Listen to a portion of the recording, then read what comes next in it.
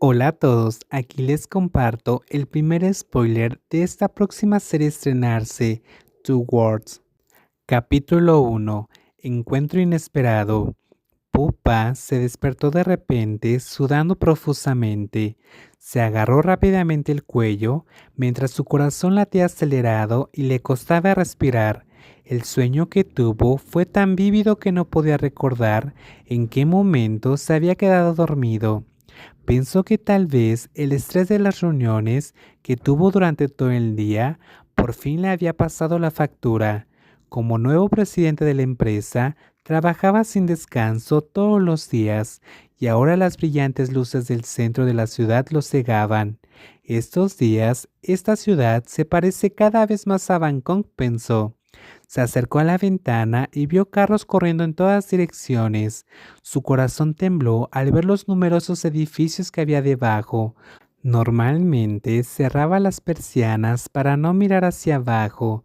Sabía que era una tontería vivir en un piso alto cuando tenía miedo a las alturas. La provincia de Rata es frecuentemente comparada con la capital por su similitud en todos los aspectos, incluida la autopista, los condominios y los trenes. Sin embargo, los gobernantes de la provincia siempre han tenido visión de futuro y han reconocido el potencial de esta ubicación central en el país, por lo que construyeron grandes carreteras desde el principio, haciendo que el tráfico en esta ciudad fluya con más facilidad que en la capital. Además, las impresionantes atracciones naturales de esta provincia han facilitado su desarrollo a pasos agigantados, como la hermosa catarata, clasificada entre las mejores del mundo, el hotel con cápsulas flotantes para dormir en el cielo o incluso el observatorio de la ciudad más alto de Asia.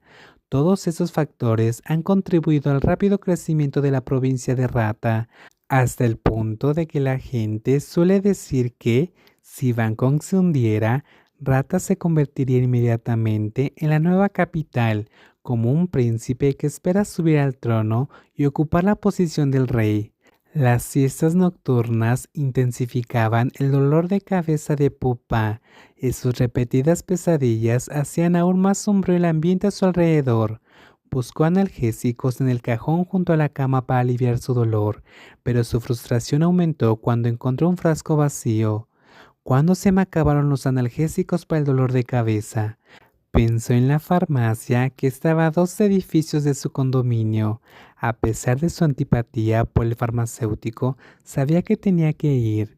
Pupa se levantó de la cama y se dio cuenta de que aún llevaba su ropa de trabajo, camisa blanca y pantalones negros. Se quitó la corbata y la tiró al cesto de ropa sucia.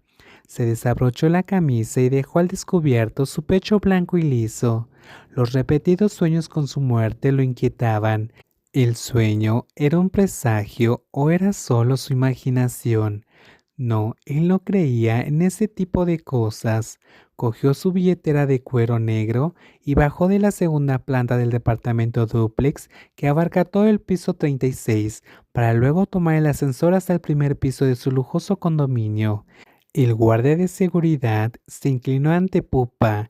El promotor inmobiliario que convirtió este lugar en un condominio mostraba mucho respeto, hasta el punto de que su cabeza casi tocó el suelo. Normalmente, Pupa intentaba ser amable con todo el personal, pero hoy su dolor de cabeza era bastante intenso, así que cruzó la gran puerta automáticamente sin devolver el saludo al guardia de seguridad. Salió del edificio al aire fresco de noviembre, con su figura alta y atlética y un rostro proporcionado semejante al de un supermodelo. Era habitual que la gente lo admirara por donde quiera que fuera.